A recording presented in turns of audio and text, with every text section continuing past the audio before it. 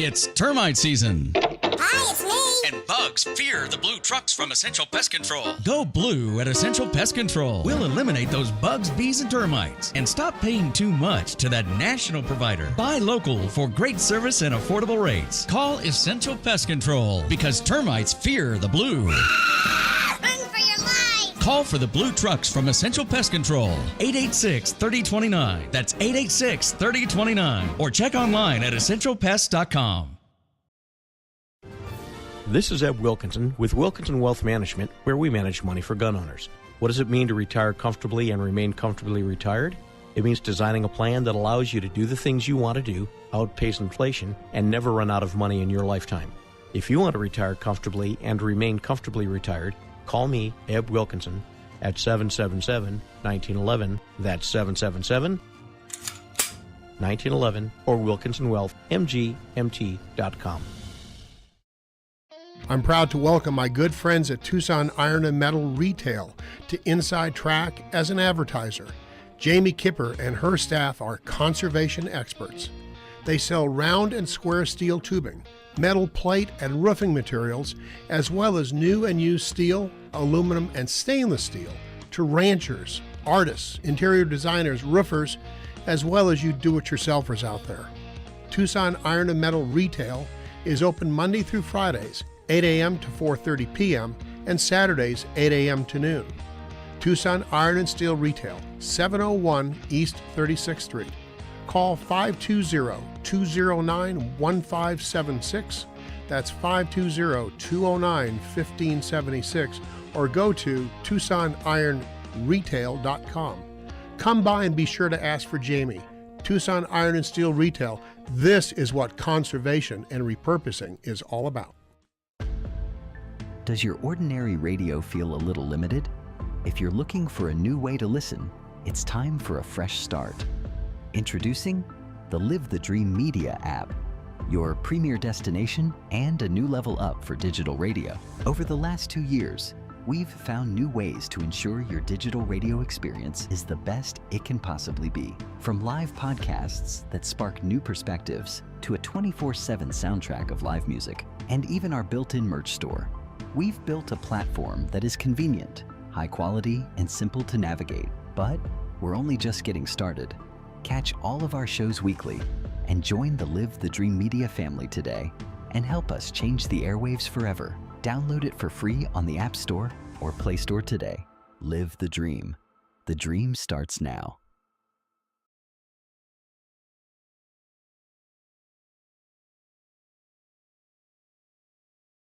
Welcome to Inside Track with Bruce Ash and Ed Wilkinson on the Live the Dream Media Network.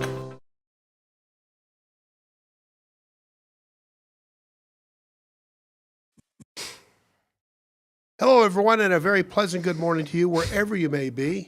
Welcome to episode 39 of Ed Wilkinson. Coming to you today live from the Live the Dream studios in Marana, Arizona. We have another big Wednesday show for you today on Inside Track. Our special guest today is author and scholar Elyse Graham, who will join us to talk about her new book, Book and Dagger, which is all about librarians, professors, and a bunch of other nerds who helped beat the Nazis in World War II, punching the Nazis and doing all kinds of other sneaky things to win the war. Her book got a great review in the Wall Street Journal. You know, I like these great Wall Street Journal reviews, and oftentimes we have authors from them. We expect she's going to share some fascinating stories with us. General Tad Maxwell will join us for the balance of the show today, and we should be getting all the ballots starting for RTA Next, and Eb and I hope you'll hang out with us for the entire show and learn lots of cool stuff. Eb. Hey, thanks for joining us again on Live the Dream Media app or watching us on X, Facebook, YouTube, and any of the other platforms. The first half of the show is brought to you by our good friend Eric Rudin from Essential Pest. Call Essential to keep your home or business free from all sorts of pests, vermin, weeds, bugs, termites, which we got rid of recently. Good. Call them today at 886-3029. Essential just gave Bruce a great quote to do termite work at a huge office park he has. Just great. Okay. Great price. He operates and significantly better price than any other firm. These guys are great. They come in, they do the work, they clean up. You never know they were there. Bruce? Eb and I are pleased to welcome today's special guest in just a few moments. I know she's getting through on the Zoom. Elyse Graham, she's a professor. She's waving. Hi, Elyse. Is she? Oh, there you go. She graduated summa cum laude from Princeton and also received degrees from MIT at Yale. She's a professor at State University of New York, SUNY. Her past publications include You Talking to Me and The Unruly History of New Yorkers, or New York English. And this is a weird title for all you cat lovers out there. You'll like this: the Unified Theory of Cats on the Internet. That's a little different. It's a little different. Yeah, I read a very positive review of the Wall Street Journal about her book, Book and Dagger, and believed our audience would appreciate hearing about Elise's newest book. In her newest publication, Book and Dagger, Miss Graham writes, "The war may have been fought in the battlefields, but it was won in the libraries." Thanks for joining us today, Elyse. It's a pleasure to be here. Yeah, we interview lots of authors that are reviewed in the journal, and the reviewer admired Book and Dagger writing. A fascinating study, Book and Dagger, by the historian Elyse Graham, follows Donovan, that's Wild Bill Donovan, into the unlikely corridors of university faculties as he searched for talent. If you don't mind, let me just kind of set the atmospheric background for Book and Dagger, because younger people listening and watching the show, they don't have this history that they're getting. America became a world power after World War I, and they enjoyed their peace dividend throughout the entire roaring 20s, believing the last war was the war to end all wars. Later, America and the world endures a crushing economic depression. In Europe, the end of the First World War brought political and economic upheaval, as well as militarism and dictatorships in Germany, the Soviet Union, and Japan. But by 1937, America quietly begins to ready the arsenal of democracy for potential war in Europe and possibly in the Far East. But despite a history of spycraft that really goes back to our Revolutionary War and Civil War days, our country was virtually unprepared to fight a war and had very little knowledge of the potential adversaries because the State Department had shut down the Signal Intelligence Service. I never knew this agency existed. They shut that down in 1929 because the Secretary of State felt gentlemen don't read other gentlemen's mail. Unbelievable. Yeah, what's that all about? FDR later forms an obscure organization known as the Office of Coordinator of Information, focused on intelligence, propaganda operations, as well as sabotage, guerrilla, and irregular warfare in July 1941. But it isn't until America is attacked 5 months later, and America is now at war on two fronts, that the Office of Strategic Services is formed to coordinate espionage activities behind enemy lines for all service branches, including propaganda, subversion, we like that, and post-war planning, led by one of the most capable and distinguished leaders in the first half of the 20th century, Major General William Wild Bill Donovan. Wow. Pick it up from there, Elyse.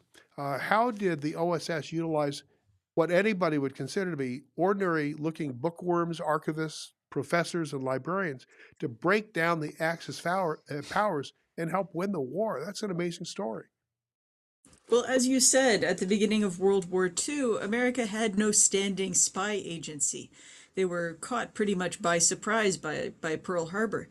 And so William Donovan, who had been hired to put together something resembling a spy agency extremely quickly, he was a lawyer, and lawyers know that you have to do the reading if you want to come prepared for court. So he realized that since his spy agency was in urgent need of expertise on every subject in the library, the quickest way to get that expertise would be just to raid the library for recruits. So recruiters would come to your, if you were a professor, to your classroom while you were teaching. They would come to your library while you were a librarian. They would visit you at your office during office hours and tell you things about yourself that even your closest friends didn't know, and then say, how would you like to serve your country in a different way? The nation's professors and librarians were recruited to become the spies during World War II for the United States, the world's least glamorous people for the world's most glamorous profession. Yeah. Here's my co-host, Eb Wilkinson. Hey, welcome to Inside Track. Book and Dagger reveals that the OSS looked for these scholars, professors, researchers, librarians to become agents. Why has it taken nearly 8 decades to find out that not all of our secrets or all of our secret agents looked like Humphrey Bogart or Sean Connery? Well, I mean, they wanted to look like Humphrey Bogart. There are a few stories in the book about agents who went overseas, not agents, but intelligence people who went overseas and imitated Humphrey Bogart or James Cagney, tried to act like the people they had seen in the movies because they had no other model for what a spy was like, except for what they had seen in the movies. And the agencies themselves, the recruiters, the trainers, again, they had read spy books, they had seen spy movies. And a lot of the techniques that they used, somebody would come to you and say, you need to go to the Yale Club in New York City tomorrow. You have to wear a purple tie. You'll see a man who's smoking a cigarette. He'll put out that cigarette. He's got a message for you. Or you have to go to the Baltimore train station. You'll see a man wearing a red carnation. Like, it was very much out of a spy thriller, because that was partly where these guys got their models from. But librarians are not, don't seem to be a very exciting group of people. And spies themselves, the very best ones, are pretty mum about their stories. Even today, it can be hard to pull their stories out of the archives, partly because a lot of them happen to be women. And if you go to the National Archives, it has the records of the OSS, but the names of a lot of women who worked for the OSS aren't findable in the catalog, because the people who made the catalog right after the war, it didn't occur to them that women were worthy of noting in that way. Which is to say that the stories are there, they're just a little bit hard to pull out. Isn't it also the purpose of a spy is not to look like a spy? No, it's to blend in. To blend in, to be sort of, background noise? Exactly right. The purpose of a spy is to blend in. And of course, one of the things that these agents needed to do overseas was to get documents. What are the German scientific journals saying about atomic physics, for example? That was very important. Or can you get street directories for Berlin that tell us the addresses of all of the factories that produce ball bearings? Why would you need to know the locations of the factories that produce ball bearings? Well, one of the things that ball bearings are used in the manufacture of is fighter planes, and tanks and gun carriages and all the other moving parts of Hitler's war machine. The professors who were doing analysis for the OSS figured out pretty early on that it would be much more efficient to destroy ball bearing factories than to try to target fighter plane factories, which in any case were very fiercely defended. So you needed people to go abroad and say, oh, I'm just here as a book collector for Yale University. I'm just here. I'm an ordinary person. I'm a librarian. I'm collecting books for the Library of Congress. And in the meanwhile, they were getting all of these fiercely defended documents that they could send home that could be used in the war. And think about it. These librarians, people would be more apt to talk to them, being that they were nerds and not thinking that they were giving away anything classified. Oh, absolutely. I mean, there are a couple of ways that their cover was kind of perfect for what they were doing. First of all, those of them who were women, it is known that if you say something that's a little bit incorrect in front of a man, he is often very eager to correct you. And this was an excellent way of getting information from people. To say something slightly incorrect, wait for them to carefully correct you, and then go take home that information. When you have a cover as a spy, it's important that you do your cover as well as you do the spycraft, which means that if you are going abroad with a cover as an innocent professor, an innocent librarian, something like that, it was best if you had already trained as a professor or a librarian. Really, the biggest drawback to having these guys go abroad as spies is that they didn't have any fighting experience, which meant that you had to take these guys who had not done a lot of fighting in their lives, send them to training camps, and teach them how to use ordinary objects as tools to kill people, how to use your makeup compact as a knuckle duster, how to restrain someone with his own trousers, how to fold a newspaper in such a way that it could be turned into a deadly weapon. These were the most innocent looking people, but they had been well trained to turn anything around them into a weapon that could be used not just to immobilize your opponent, but to kill him. Wow. So how did regular people in America seek out the OSS to become spies? It wasn't so much that you would seek out the OSS to become spies, although a few people did. It was that the OSS would seek you out. They would learn that you were a person with certain talents, and they would come to recruit you. Then they'd send you to a spy training camp. Depending on where you were, it depended where the training camp was going to be. Often it was in national parks where there was a lot of privacy. Some American agents were actually sent to the spy training schools of England to get their training, which was a very different experience because the English had spy training schools that were incredibly posh. They had housemasters and servants and such, whereas the Americans were in national parks in these muddy tents, rain pouring down on them while they were trying to learn how to garrote sentries. Anyway. Hence Sean Connery and the Martinis. Yeah. So you would go to the camp, you would get your training, and you would receive over the course of your training, you would have a report card basically that would mark how good you were at each specific kind of spycraft. Are you more inclined to be someone who's an organizer, who's behind enemy lines, teaching the resistance how to sabotage factories? Are you better at becoming somebody who handles the radio transmitter? People who handled the radio were going to die within 6 months. It was you were not going to survive. So people at the training camps who were being trained specifically for that, often the students wouldn't make eye contact with them because they didn't want them to remember their faces. Were you going to be an analyst, someone who was literally locked in the basement of the Library of Congress and told to come up with battle plans for things like, the Normandy invasion, locked in because the government didn't want them to be kidnapped on the way home and forced to divulge their secrets?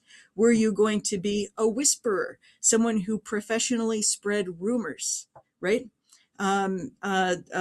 You could only spread rumors if you were yourself trained as a whisperer, and all of the rumors you were supposed to disseminate came from someone who had the enviable job title of Master Whisperer. There were a lot of different things that a spy could do. It just depended on what you turned out to be best at when you got through the training camp. So were any of the foreigners that fled the Nazi oppression and came over to the U.S. Ever recruited to work for the OSS? Yes, absolutely. They were highly valued recruits.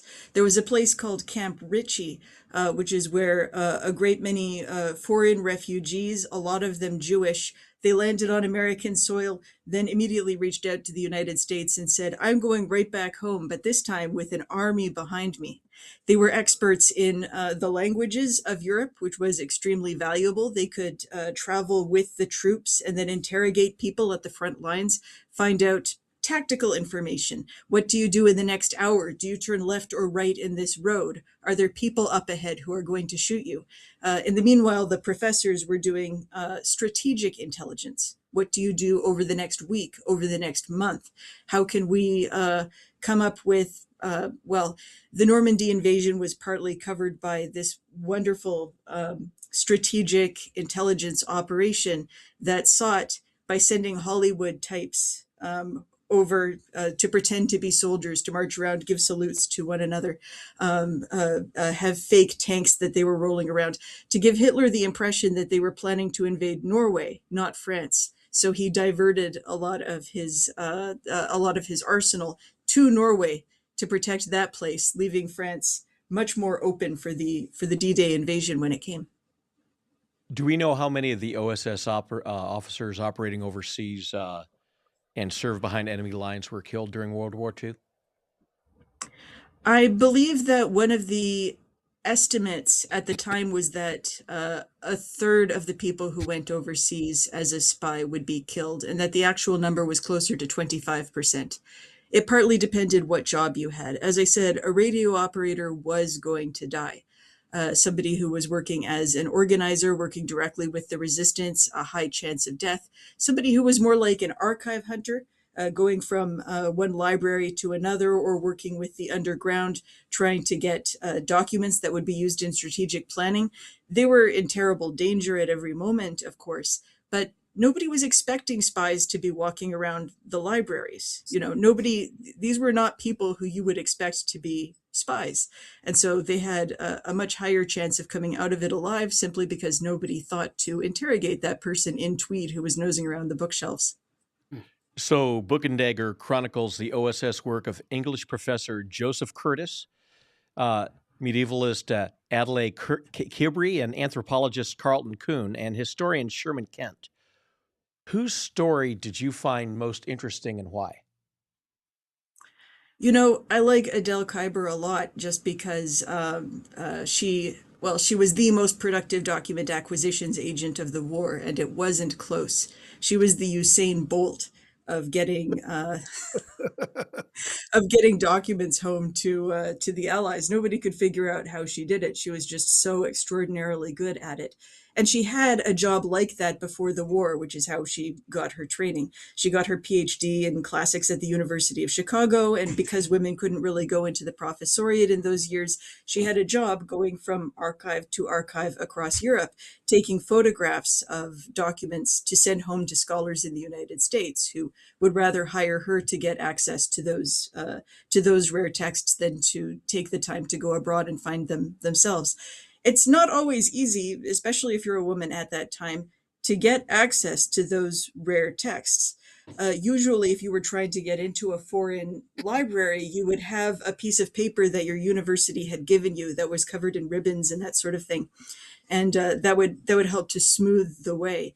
If you were at the Vatican archives, where a church official would determine whether you had access to a particular text, and women to this day have told each other that if you're trying to get access to something in the Vatican archives, before you speak to the church official, you should take off your wedding ring, which is to say, it wasn't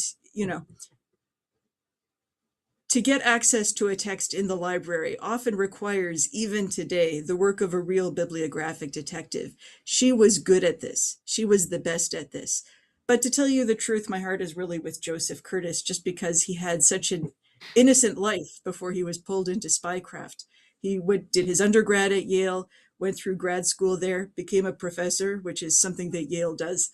And then he was suddenly pulled out of this very cozy, very safe little life of letters, and he was thrown into wartime Istanbul, where he was told to track down German spies and turn them into double agents. He was told to do wet work. He was told to kill somebody. It's a life as far from the life of a safe literature professor as you can possibly imagine. Boy, that brings a whole new light to school. In your research, did you find out if the OSS officers who served in World War II suffered from PTSD at all?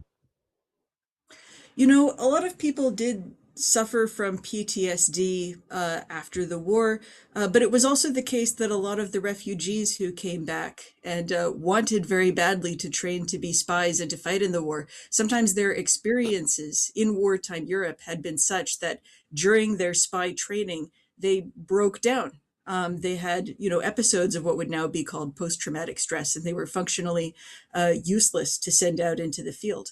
It was to fight against the Nazis, these were terrible, terrible people to be fighting against. There were at least 2 agents of the SOE who were caught behind enemy lines, were taken to a concentration camp, injected with a paralytic, and thrown while still alive into a furnace. These were bad people that we were fighting against, and people naturally took the memory of that when they survived for the rest of their lives. Obviously, as you just said, Elyse, this is a very dangerous job, oftentimes leading, or at least for 25% of those serving behind enemy lines, a painful death.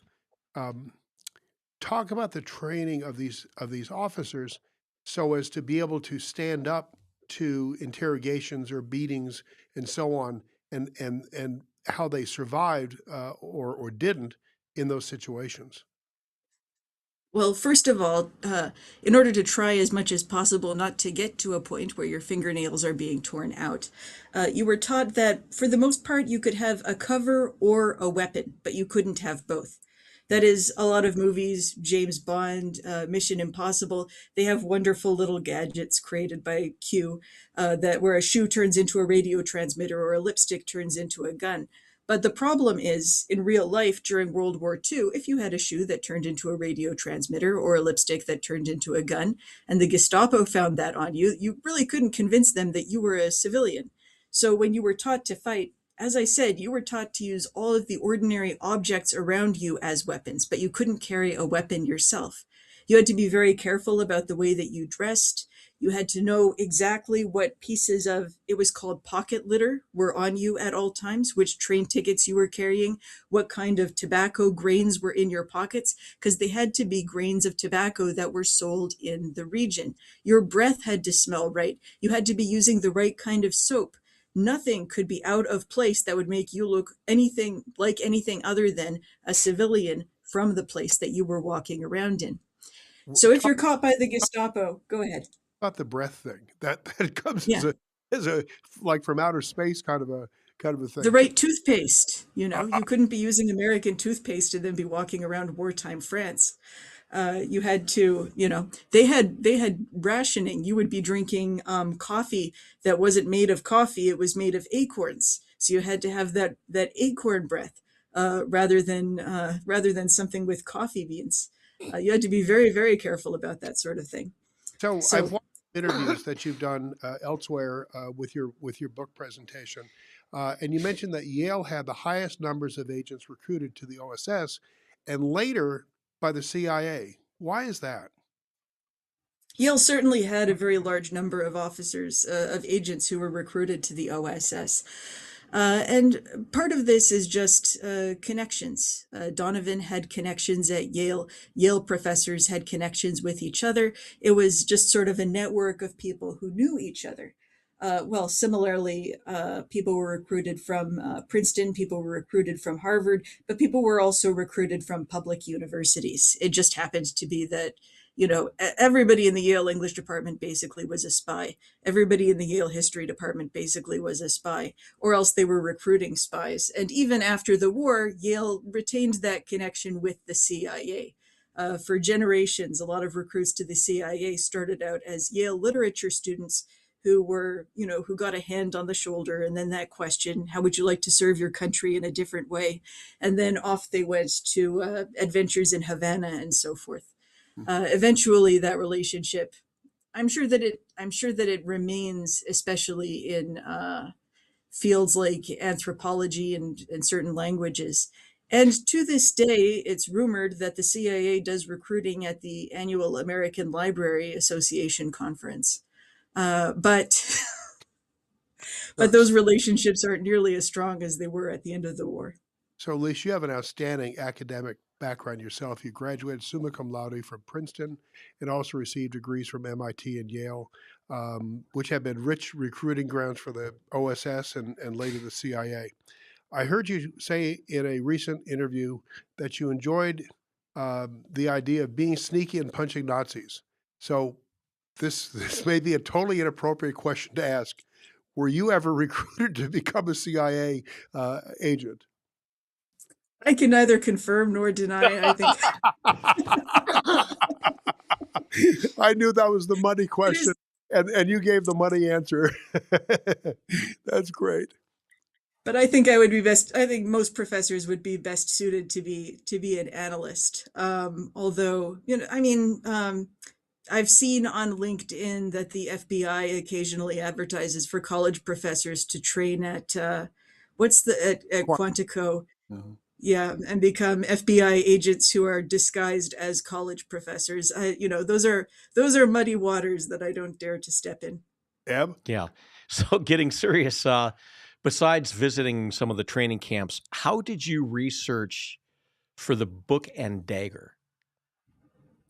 I did a lot of research. I mean, time in the archives is always very fun. It was only there was the hitch that during part of the time that I was doing research, it was the pandemic which meant that a lot of libraries were closed, and I had to use a lot of very sneaky means, and not outright fraud, but definitely some very sneaky methods in order to get into closed libraries and archives during that time. But let's draw a veil over that, shall we?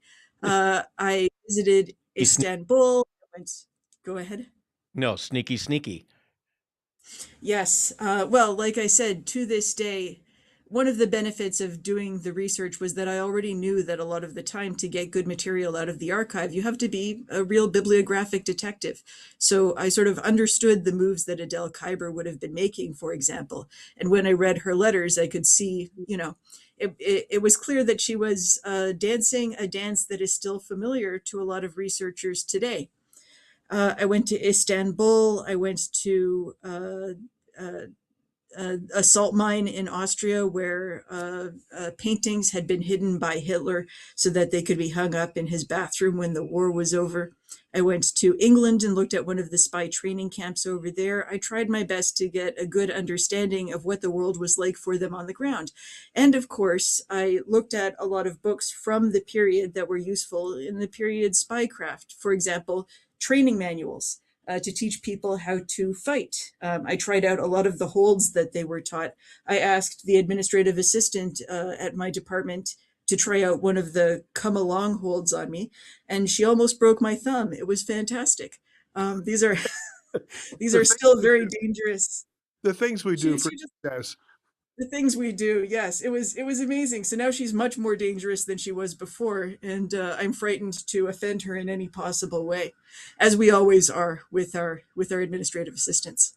So you were talking about reading some of the letters about how she was able to get in and do research and get the information. Did you use that information, or was that influential in you getting into the libraries and archives during COVID? I don't care to discuss the details of how I did that, but certainly there's flattery, there's threatening, there's false cover. You can go in disguised as a different sort of person than the person that you are. But I do want to be clear that I never did anything funny at the National Archives, because those are, when you go in to do research at the National Archives, they have right outside the door the mugshots of all the people who have recently tried to steal things from the National Archives. Those guys are as terrifying as postal inspectors. You do not upset the librarians at the National Archives. You're going to grown-up prison if you mess around there. And I want to be as clear as possible that I didn't. So to that end, did you ever have a chance to interview any of the current CIA directors or officers that would give you information on this? I did talk to people who have worked for or still work for intelligence. They don't talk about specific operations, but they are willing to talk about how spies think, which was really useful.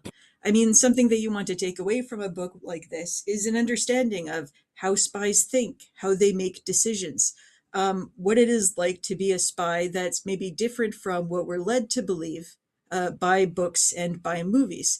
Although keeping in mind, of course, that, as I said, at the time, people who did the training, the people who did recruiting, didn't have a lot of experience with spycraft themselves. So they absolutely turned to spy novels and spy movies to get some guidance on how to act. So you talked about how spies think. How do they think differently than what we think they think? That's a great question. As I said, in general, at least at the time, you could have a cover or you could have a weapon, but you couldn't have both. If you were captured, after they got to the point where they started to pull out your fingernails, you were not going to get rescued. The important thing to do was to wait for 48 hours, not because you were going to get rescued within 48 hours, but because that was the amount of time that it would take to the other people in your cell to go to ground, to hide, to get new identities. You didn't need something fancy like a forger. There were artists who worked in France as professional forgers, and their cover was that they were painters themselves. So they would they would just have their paints out, their forgery kits out, and they would pretend to be artists, and walk around in a beret and take lovers and things like that. But in general, if you needed to get a new identity very quickly, the right thing for you to do was not to wait for a forger to do his work, but instead to break into someone's house and steal their identity papers. So you were taught in the training camps to do burglary. And there are a lot of little tricks that you can use if you're a burglar that I think are discussed in the book at some length. There's just things like that. Lots of ways of using the situation that you find yourself in as fully and cleverly as possible, instead of importing things like equipment from the outside. At least today we live in an information world, which is very complicated. These agents worked to demoralize, confuse, and, as you said, whisper. That's a great expression. Talk about their work in this area and how it impacted the war effort of the Axis powers. Talk about these whisperers and what they did to demoralize, to confuse, to misinform people. Whispering was a very specialized branch of spycraft, and you were not allowed to spread rumors unless you were a trained professional whisperer. Now, there were tens of thousands of whisperers plying their trade in Turkey and that sort of thing. It was this huge network. And as I said, at the very top was the master whisperer, which I think is the best job title of all time. So to be a whisperer, you had to understand, for example, that people are more likely to tell other people a story that they find interesting than a story that they find likely to be true. So it was much more important that you say something demoralizing but interesting than something demoralizing that they were likely to think, oh, that is probably true. Whispers were very useful if they were told in the form of a story with a point. So I can give you an example. A whisper was womped up where one of Hitler's highest, I don't know what you would say, his highest comrades was secretly planning to overthrow him. And to prepare the German people to see him as the leader, he had some postage stamps made in advance showing his face. But his attempted coup failed. And although he stayed in his high position at the top, the postage stamps, well, they were released a little bit early. And so there was a small group of postage stamps that would be incredibly valuable if you could pick them up from any stamp dealer. You know, they were worth the moon because they were accidentally released postage stamps from Germany that were never supposed to have been picked up. So you would go to your tailor, and while your tailor was taking measurements, you would say, well, I'm looking for this particular postage stamp because it's very valuable. If you happen to see it, let me know. The reason it's valuable is that there's fighting at the top of, at the top of Hitler's hierarchy, and people are trying to overthrow him, and so on and so forth. And people would listen to it. It's a story with a point. You could make real money if you got hold of one of these postage stamps. People would go to postage stamp dealers and say, can you get me one of these postage stamps? People were promising the moon. And in the meanwhile, while everybody was trying to make their fortune, everybody was listening to this story that Hitler was not so secure at the top. His friends were trying to overthrow him. You couldn't just say people are getting sick at the Russian front, the German soldiers. You had to say German soldiers are getting sick at the Russian front, and furthermore, packs of wolves are attacking the, packs of wolves are attacking the hospital tents. That is much more interesting. People will tell that story. And I do think to this day, if you look at the rules for whispering, you get a pretty good set of rules for how stories go viral on social media. It's not so much that it's believable, but that it's interesting, or this is a story that has a point. You can get rich off of it, or something like that.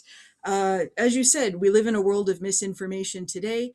And I think that in order to have a better understanding of how to survive that world of misinformation, and maybe not to be a useful idiot for people who might want to spread rumors that are harmful to us, it's useful to think about how they thought in World War II about how stories worked, about how stories worked on people, how stories could be so powerful that they could, they could be more powerful as a weapon against Germany than whole fleets of fighter planes.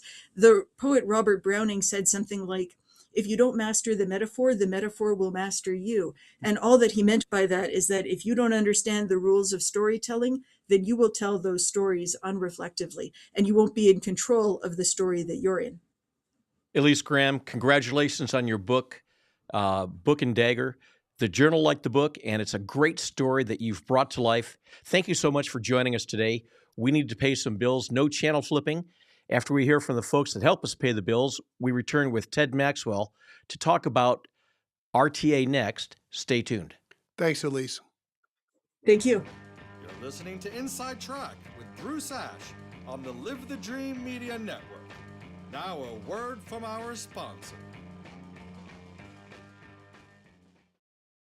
It's termite season. Hi, it's me.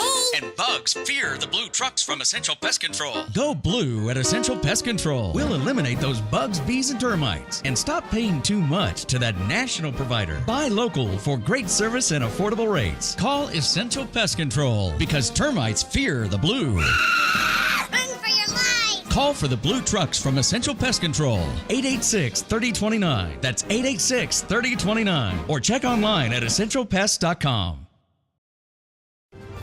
This is Eb Wilkinson with Wilkinson Wealth Management, where we manage money for gun owners. What does it mean to retire comfortably and remain comfortably retired?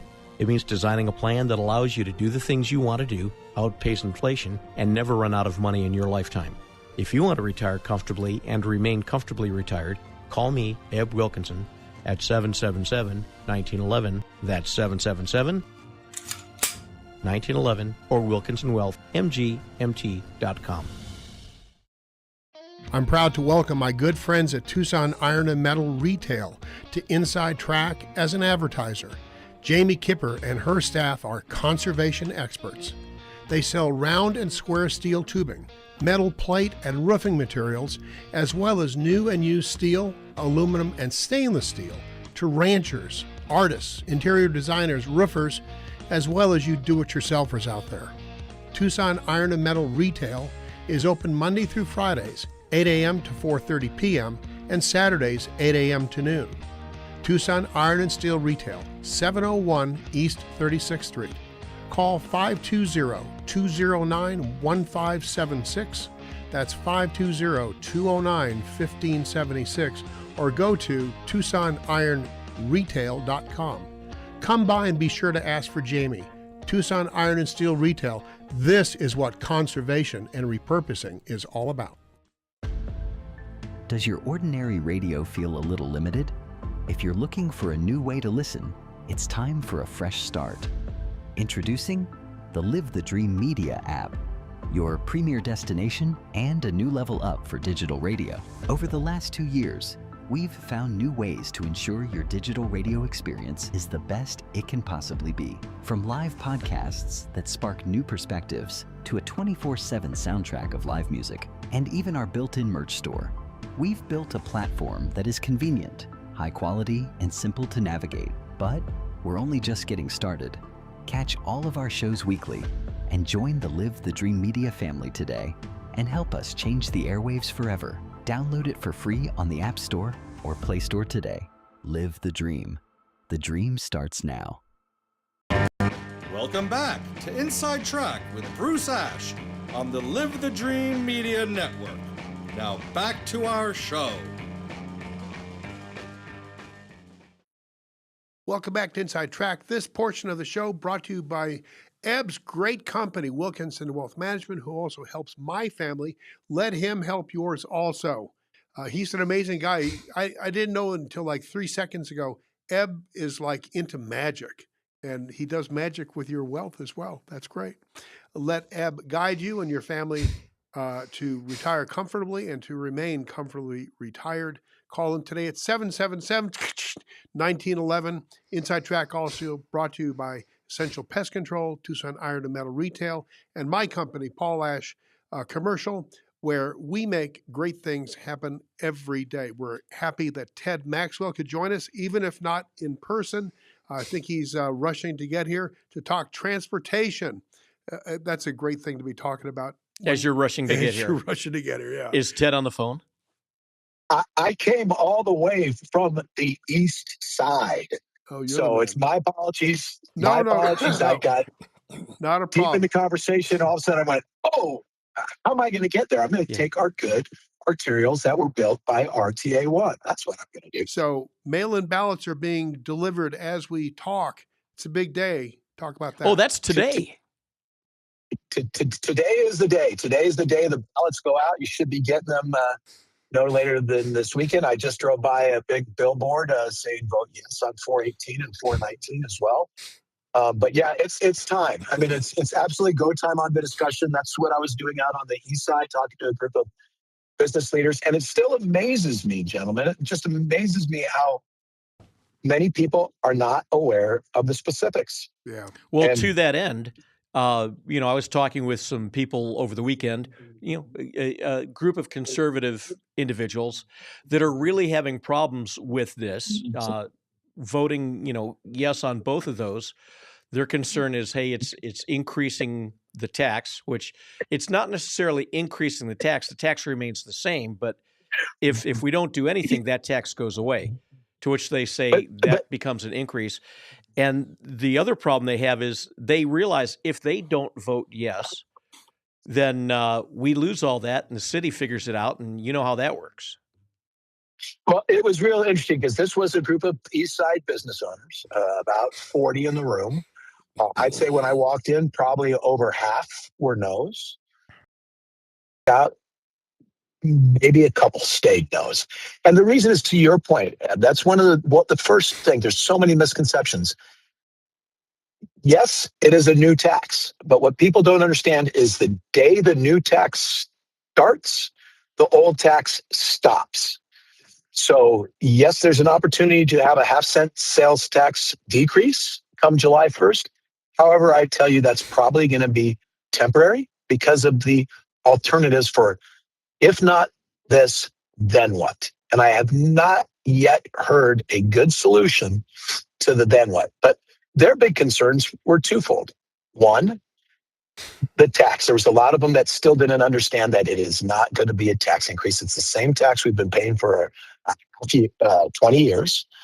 It will no longer be the RTA 1 tax. It will be called the RTA new tax. Thus, it's a new tax. But they never are additive. When one comes on, the other one immediately stops.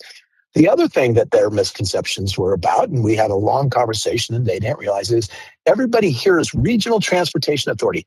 Those are the people that are responsible for all of our roads. And the fact of the matter is that's not the case. Where RTA contributes to our road infrastructure is on the arterials, the roads. It contributes on our freeways.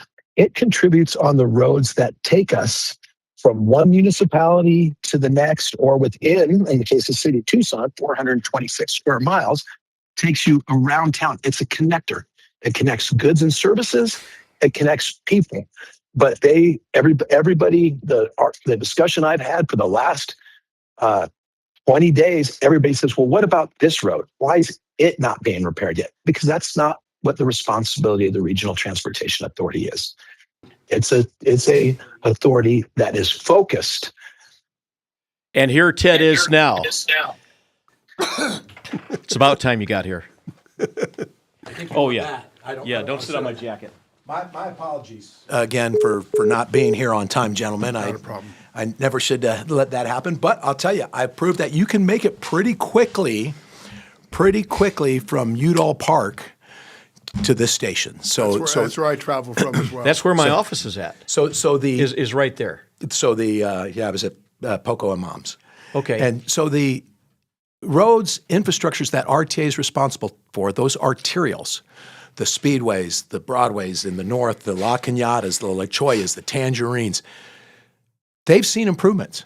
If I came down Speedway. Speedway was an RTA 1 project. If it had not been completed, it would have added another 15 minutes to my side. I would have been dodging. Speedway to what? Speedway to the freeway to Ina down. All of those. Think about it. The Ina exit. The Ina. This is right. I didn't think about this lead in. The Ina exit, RTA 1 project. Ina Road itself has had some RTA 1 work. And wait, this section of Ina Road is an RTA Next project. Right. What about Grant Road? Grant Road will be completed and expanded. The challenge that we've got on Grant right now is Grant Road on the original RTA 1, so the two segments that are nice on Grant were RTA 1 projects. Well, actually, there's one nice. There's one that's currently under construction. Right. And it will be beautiful when it's done. And then the third segment, the segment in between, is short of funding. And there are 7 projects that are on this next RTA plan for multiple reasons. 5 of them are being modified in scope, so they're not going to either built as big, or there's going to be some things that are both the correct traffic flow solution, correct to scale, and economical. The first perfect example is First Avenue. It was originally designed as a 6-lane road from Grant to River. You don't need 6 lanes. Right. We haven't grown as much. Car traffic's down. It'd be irresponsible for us to build it to that level. This will give the voter the opportunity to say, we're good with 4 and with right-hand turns at all the intersections. I heard somebody say this morning, actually on the show that precedes us, that the RTA really didn't do its job. They didn't get their projects done. And Chris did correct the fellow who said that. But yeah, Chris he didn't talk about the reasons that not everything got done exactly according to the plan. And that was COVID, that was a recession from really 2008 through 2012. And I don't think you and I really talked about this before, we had anticipated greater population in Pima County than what we actually have. It was forecast to be 1.3 million residents by now. That's a lot of taxpayers. That's now 1.1. And you left one off, probably one that people don't recognize either. Once online buying and purchasing became, there was zero sales tax for 4 to 5 years. We were talking about that this morning. 4 to 5 years until the Wayfarer Act. Right. And that meant no sales tax collected on any of those goods and services as we were, as that was the transition. And you think about all, the whole online purchasing has also increased the amount of traffic we have on our roads. That's right, with delivery trucks. All the delivery trucks. And the problem I have with that is I still can't get my orders from Rock Auto because they're not delivering to Arizona until they figure out the tax issue. Yeah. So let me also mention something else the speaker talked about. He said that there really was no citizen input into RTA 1. Now, I remember, and there was significant. He said it was just a bunch of guys sitting around in a room with a long table. They made the decisions, and a bunch of lousy community leaders, in fact, that were actually doing that. So interesting enough about RTA, and it lays into the arguments that some people make against RTA Next. RTA 1, there was a group of larger, I believe, than the Citizens Advisory Committee that was put together for RTA Next. We had about 30 plus members of the current one. There was 40 to 50 people. The reason that you can go back and see how supportive it was, because there was not an RTA, because people didn't know what it was, that Citizens Advisory Committee was putting together and building the plan with representation from all throughout the community, from the business sector, from the nonprofit sector, from the municipalities. And when the board approved it, that whole group that led the campaign just flipped into the campaign team. They were all on board because they had seen the compromise it has to go through. This last RTA Citizens Advisory Committee, by that time people understood the power of the RTA, the power of the regional approach, the power of the funding being countywide. So people came in who were advocates. We had advocates for the roads. We had advocates for the transit. We had advocates for walkable cities. There were advocates all over. So guess what? At the end of it, they got really close, but they couldn't come into a full agreement on a single plan. Some will tell you they had one over the other. Bottom line is what was forwarded from the Citizens Advisory Committee to the board were 2 plans. And it took us still over a year to get to the compromise position we're at right now. Ted, a regional plan, the RNRTA is regional. Ted, I'm going to put you in the hot seat. Bring it on. From livingstreetsalliance.org. 5 reasons to vote no on Props 418 and 419. Number 1, dangerous streets come at a cost, and this plan doesn't measure it. So here's I'm going to give them all to me first, and then I'll give you the answer to that, because this answer for that argument, there's two main arguments and 2 main sides of this ballot. One is from a group that the Living Streets Alliance is leading. So go and give me all 5 of them, number and 2, I'll sum it up. This is a project list with no guiding metrics or equitable governance. Number 3, transit is essential but remains secondary. What? Number 4, sorry, that's my bias. Number 4, Tucson pays for projects not aligned with our values. Number 5, Tucson deserves a plan that moves us forward. There you go. Those are the 5 from Living Streets Alliance. So what's R in Regional Transportation Authority stand for? That would be regional. Regional. Yeah. Okay. What did you hear in every single one of those? Tucson. Living Streets Alliance is behind and not behind, they're actively out in front of it, the Tucson Deserves Better campaign. And Tucson Deserves Better campaign is only worried about what's happening in Tucson. Forget the fact that all but one council member on the Tucson City Mayor and Council is supportive of RTA Next, have published their support of RTA Next, and yeses on 418 and 419. Tucson deserves better. That was the first no sign I saw in Oro Valley. It was lies can't fix roads. Well, what they're not telling you is I'll give them credit, they actually said, here's a better alternative. Tucson should go on its own. Tucson should do their own half-cent sales tax. That way we can do what we want. The we being Living Streets Alliance, right? Councilmember Schubert. And what they want is more buses, walkable communities. 426 square miles in the city of Tucson. So let's just talk about the city of Tucson. It stopped being a walkable community in 1956. 426 square miles. You can't make the entire thing a walkable community. They are thinking from the downtown perspective. They want the 15-minute city where they get rid of the cars, they get rid of anything that's not public transportation. They open up more bikes. If you're on X or Facebook, just take a look at Car Free Tucson. That is the folks that are pitching the Tucson Deserves Better. Ed, but we got one more minute. Ted, you got 1 minute. Sorry, but we're on a clock here. The most important thing to understand, and this is what somebody told me this morning, so I'm just going to take it. If this campaign fails and it goes no, July 1st, all roadway improvements stop. Transit inside and outside of the city of Tucson, and that's important. 59% of the transit dollars in there, some people don't like them, 59% of it goes to outside of Tucson. Dial-a-ride, paratransit, and support other things. Everything will stop July 1st. The half cent will too.